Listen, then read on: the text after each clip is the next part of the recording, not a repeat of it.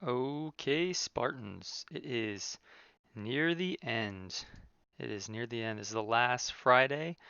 Uh, this is going to be the second to last day, but I'm bumping up the progress from 90% to 100% because I just want to see you guys get done. Try to finish it over the weekend and get those grades up. Um, Let me see about. It looked like you guys were good on understanding the grade situation. I'm really trying to hustle to get you guys done at the end. Some people are completed with the course. We got our first A student who finished with all of the coursework and Ingenuity, and they had a good quick write. The quick write score should be buffering most of your guys' grades. The quick write are easy activities for you to do. Doesn't take much time, and it really does help most of the students. There are a few students that didn't really do any of the quick write. Um, I've excused those grades. If you didn't do any of the quick write and your Edgenuity score is better, like let's say you ignored all of the quick write and you had an Edgenuity score of 80%, then I just waive the quick write, you get a B. But most people are having a harder time with Edgenuity stuff, so the quick write is just it's raising your grade altogether. So hopefully you guys got a good experience with working with a quick write. Um, and if you have any siblings or friends that are taking my course next semester, you can let them know, hey, just stay on top of it, do it every day. If you do it every day, and you do the coursework every day, it's an easy grade. Um, okay, so today I wanted to talk about, well, coming into your next fall semester, you're going to have another science class, hopefully, and those science classes are going to be designed around something called the Next Generation Science Standards.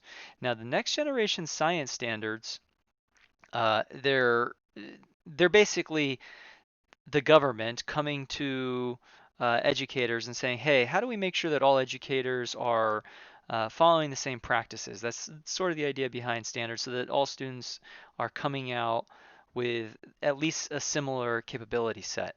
Well, in science, that's really important because if you train kids to not really think, and you just make them memorize things, and that's a lot of science classes, just memorize formulas, plug in values, learn how the universe works in terms of formulas. Now, I'm not going to say that math isn't important. I absolutely love math. I've taught math, and I think that's one reason why I enjoy science is because there's a lot of math. But um, it's not just formulas and word problems. It's actual real world problems that we're trying to develop solutions for. Um, so maybe somebody in your generation will solve the climate change issue. We'll figure out how to deal with affordable space travel. These are things that future generations are going to have to figure out how to do. We haven't figured out how to do it, but they'll have to. And you're going to have people that are scientific thinkers to do that. And one of the more important ones is, I think, so these are the science and engineering practices for the next gen science standards. These are like the big ones. All the teachers have to know these. The first one I think is one of the most important ones: asking questions and defining problems. So you got a problem, you got to engineer a solution to it. And that's really where a lot of science comes in is, hey, I got something that's a problem. I got something that's broken. How the heck do I fix this broken thing? That's how I got into science is I just had a lot of things that would break and I needed to fix them because I didn't want to waste a bunch of money. So you open things up, you tinker, you play around, but you got to ask relevant questions. So asking questions and defining problems. I want you guys to define a problem at your house, something, whether it's a broken gadget, the amount of broken controllers that I've had to replace or fix because I was uh, a little rager when I was younger. I would throw controllers, and it's like, oh man, now I got to fix this thing. So I would open them up and replace different parts. And if you've been in my class before, my classroom, there's people that are soldering or they're just trying to fix things. So if it's a gadget, it could be something around your house. Maybe it's a squeaky door or squeaky window, um, or maybe it's something that's not as efficient as it needs to be. So my situation is I had a pretty lousy desk. No, it wasn't lousy, it just was lousy for my needs right now. Um, so as many of you guys know, I recently had a baby. This is me and baby Jonah and our dog Turner out for a walk. And I wear this chest harness. The brand is the Ergo Baby, but it's I think a Baby Bjorn or something like that. I think that's the proper name for the item. Anyways, he sits in this harness. Um, Here's him a little bit closer. When our walks, I usually face him out so he can see all the things. But when we're at home, I usually face him in so he can just fall asleep on my chest. And I'll keep him in there for hours at a time. It's so helpful because he just falls asleep. But when I'm at my desk, if I sit down, it kind of stirs him a little bit. He doesn't like that. So I like to have a standing desk.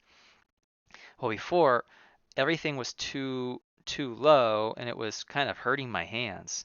So I needed to make a standing desk. And anybody who's been in my classroom at Silmar knows I kind of have a pretty elevated desk. Uh, Hopefully so I can stand more. So I don't get in the habit of sitting down too much. So I needed to develop some sort of solution to that.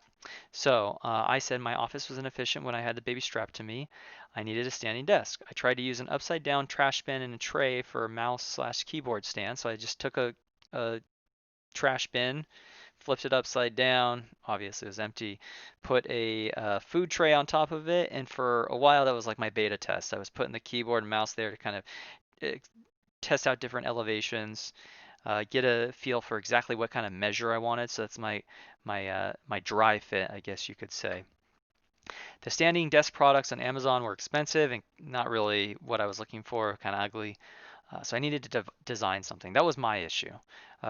Yours could be I have a broken remote controller ever since I threw it.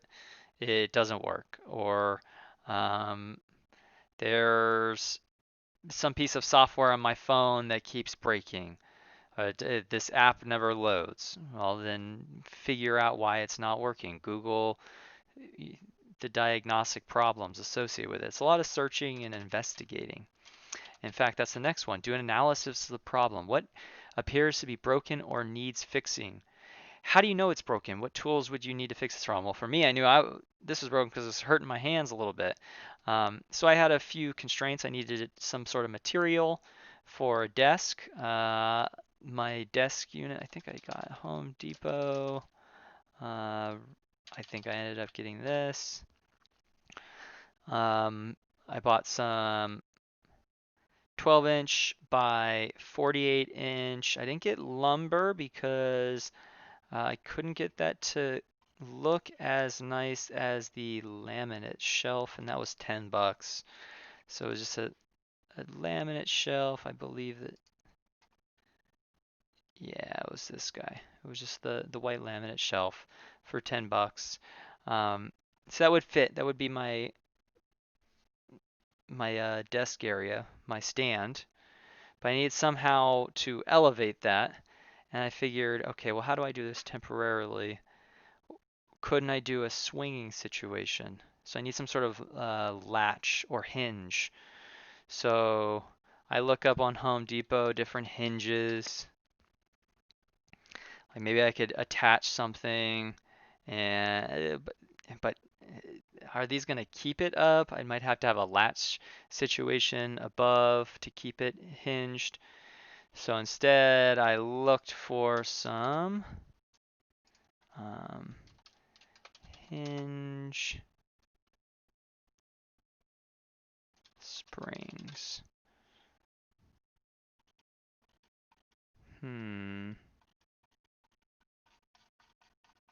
So I found some hinges when I was looking on Google that sort of helped. And where were they? Those hinges were right here. So these hinges, these guys, I can just mount these to the wall and to the desk, and they've got a spring in there because I needed it to stay up. So I needed some sort of tension.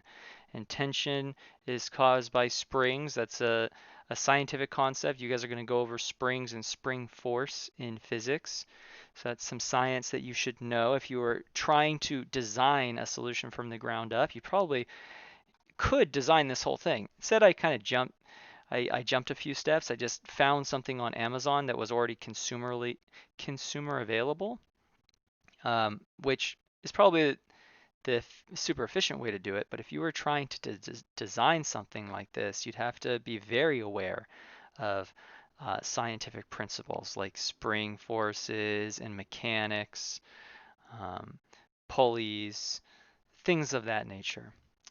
Uh, So just identify what problems, what things you would need. If it's a gadget, you're probably going to need some sort of tool to open it up. You'll need some screwdrivers. If it's a door that's squeaky, you might need some shims, and you'd shim it up to a desired angle. You might have to take off the hinges there and reseat the screws, or maybe even fill in the screw area in the drywall, and go from there. But this is speculating. I just want you to speculate, like, how would you fix this problem if you have this problem? After you've done it, there's always going to be a follow-up, like what things could you continue to do? For mine, just so you can see what I did, I had those springs and I installed those springs. So I installed those springs um, with the shelving unit. I had to trim off the shelving unit with a jigsaw, and I said that in my quick write. And now it stands right there, and when I want to, I can just flip it up, and it'll hold right there with those heavy-duty springs, these springs right here. Now I gotta still do a few things. I still gotta clean up the wires. I gotta put in some conduits so you don't see all these wires all over the place. That looks ugly. My wife would not approve. I gotta patch up some drywall holes for where I was looking for the studs. I had to drill. So that's some stuff that I need to finish up in the future. And then this mouse pad isn't really sticking that well. So there are still things that I need to fix. There are always improvements to be had, improvements to be made.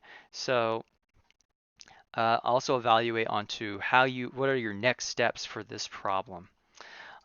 Finally, I want you guys to document it like I did. I was taking pictures along the way of the inspiration, hey, I needed to have a standing desk for the baby, some of the materials I was using, and then the resolution, and also future steps. So I have this all in an album. What I did is I just, every time I took a picture with a phone, after I took my select set of pictures, I uploaded those to Drive, and you can make a new make a new folder. In this case, I made it standing desk.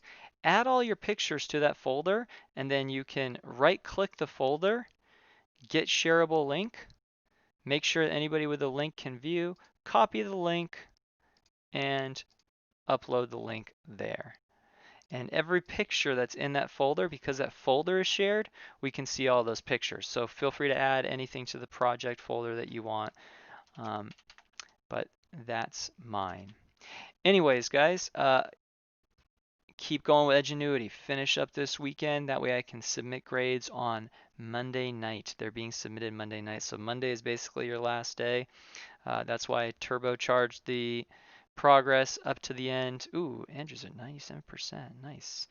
I will have an excellent weekend, get that done, and I will see you guys on Monday.